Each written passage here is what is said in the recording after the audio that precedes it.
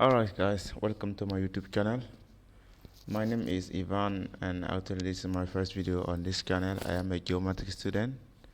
I have a degree and actually I'm sharing here problem I'm facing with QGIS and also some Tuto and things I'm learning in geometrics and GIS and remote sensing related. So today I'm gonna show you how to fix the problem while installing the scp plugin facing that we are asking us to install the Remotior Sensors Library or some other library to our scp to be able to work properly.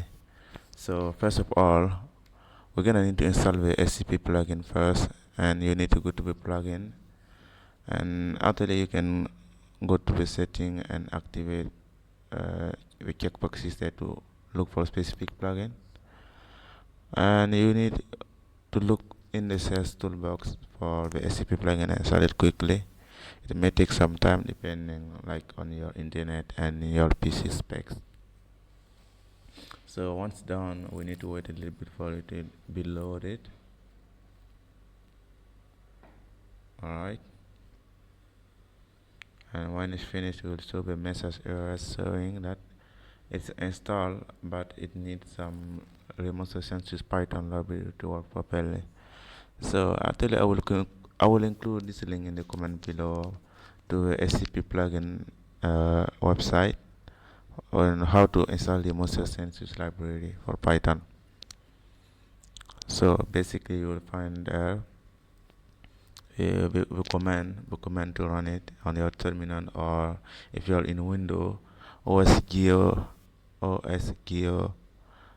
W shell for Python.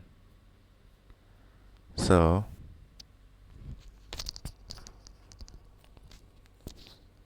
okay,